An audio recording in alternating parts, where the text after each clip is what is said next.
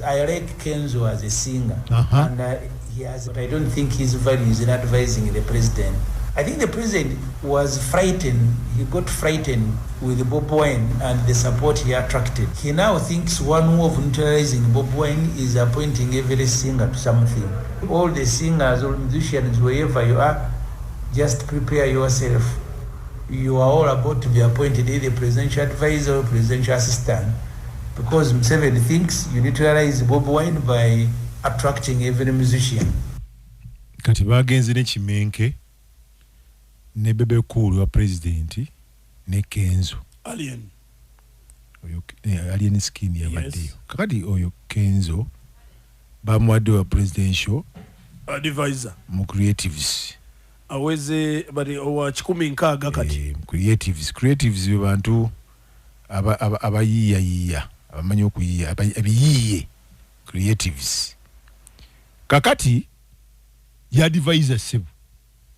Kenzo yegasse ku bantu ne musini ya fote yatuukamu naye advisor wachi wa advisor president ku creatives Uganda enyuma juga ne full figure ne tumuinaawo Uganda enyuma kakati ono agambye Ssemujju ti president engeri Bobi Wine yajja bana abasajja kati abayimbi abasanyusa abatya kati buli omata Ssemujjayo musembeza ontegedeko kyegamba asembeza strategist so nja kuddawo awo kati awo nga tumazeewo njagadde kusooka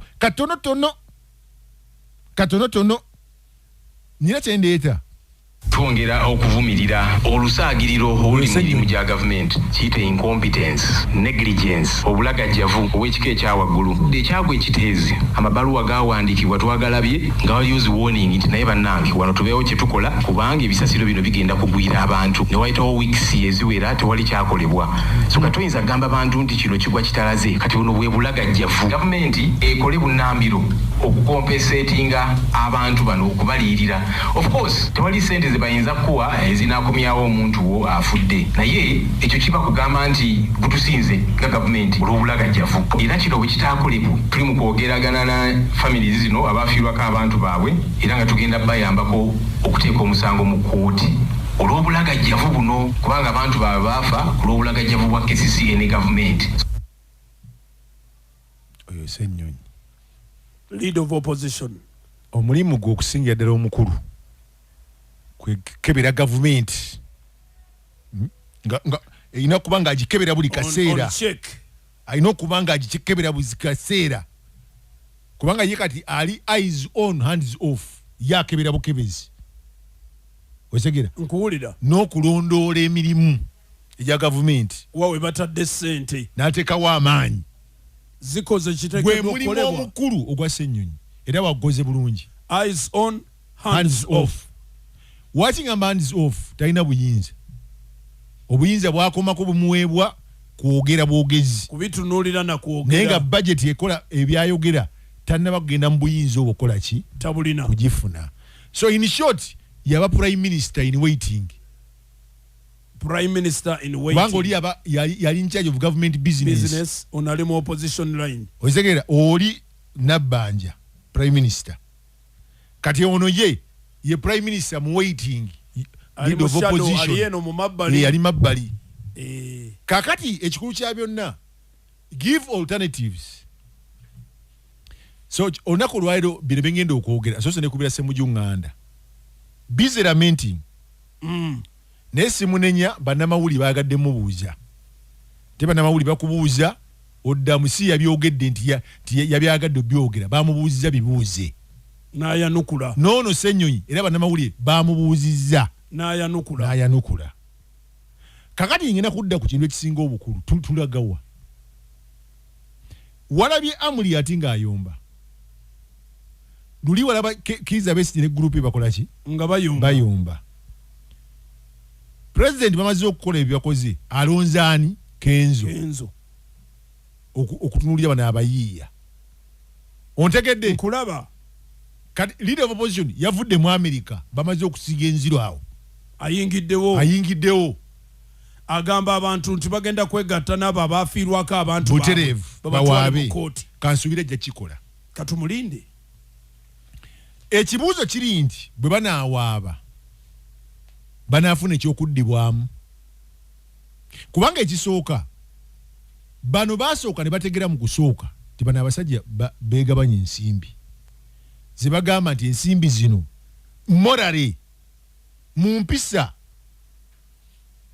in fact mu mpisa guno gwali muze mubi nkuwulira omanyi byanjawulo empisa eziba nnungi ne wabawo muzo mubi kati omuze guno gwali mubi bad manners kwegabira ssente ekibuuzo kiri nti bwe bategeera nti omusango guli mu kkooti amaloboozi ago nagawulira omusango guli wa guli mu kkooti nina kyendeeta kakati bwe gwagenda mu kkooti bano ne basigala nga basolooza emisolo manya emikono nekigende sipiika nakikuba bukubi ati raga nti sikiwa kiteesaako kkooti yakisazeewo terikyasobola kukola ki sirina buyinza era tugenda ggulu tutambuza paalamenti genda mu bantu ko bano tekisoboka kakati omanyi waliwo ebintu mu Uganda muno byotunuulira nabuuziza omusajja omu ekiyombya kasiba nte ki omanyi eno paati ya national waliwo ayinza okugamba ebyayogera byaki tuli ku paati ya national kitundu kyonna nsi yonna ya Uganda nzisiri ku byakubino mbwate tuli bamakindi nze siri presenter wa wano zekka tuliganga nze ni presenter wa Uganda yonna national issues ensonga njaganya okwogera ku nsonga z'eggwanga mu kanyomero kano ekiyombya kasiba nti ki busungu anyigira ki ate by the way gye bujja nja kuleka ng'ombuuza ebibuuzo nga nze nziramu anyigira gye bujja eyo anyigira ki nti ze Byendaba ku budde buno busungu bamu makadi kakati kasiba nti yatandikirawo okuba Bobi Wine kuva dda from starters ono gundi munyagwa naye yatandikirawo okuba Bobi Wine munyagwa manyi bamukola ate gundi ugamba bwe yajja gundi okunoonya kadi FDC ati gutumanyi yajja munyagwa mu parliament omwana yamusiibula mwana wa Nuupu yamujja mu parliament kyamuluma nnyo era agamba nti aba Nuupu bamukolako olukwesikwesi ne Kati Olubwama yatuuka kufa nga tagala Bobi Wine lwakuba yaleeta ki omwana yamba kubanga bano abaana bwe bajja kati kangende ku kinyusi babantu bategeere kyendiko nti kati forces ziri bbiri kati ndize ku kinyusi the new kids on the block versus the old guards awo friction benjogera byabagezi nnyo n'okubanga oli mugezi abaana abapya abayingiddewo bagasimbaganye abali mu opposition abakadde abagamba nti opposition enakuba yaabwe nabana abapya abazze bagasimbaganye balwanagana era kyovula kasiba nti ajja kuvuma Kyagulanyi ne Nuupu paka kubanga bo baali balowooza kino kyabwe bakimala labo bwana obuto bwe bujja yaluwa ne babeesige ne basigadde labo bwana obuto bwe bujja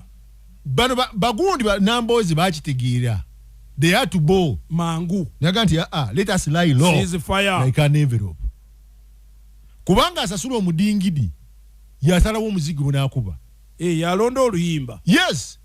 era omudingidi abuuza who pays the piper mwagala luyimba ki calls for the what for the tune era omudingidi akubuuza kati olondo maze mbayimbire luyimba ki right now omudingidi gwe muyina yoyo Kyagulanyi yoyo mu opposition era yasalawo oba mwagala bati mwagala oba abayimbira luyimba ki ndi bamunyagwa basiba ku TV omanyi abaana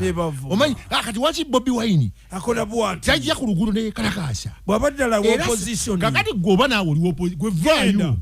you organize with your team mukyali mwafa bomugo omutwo muje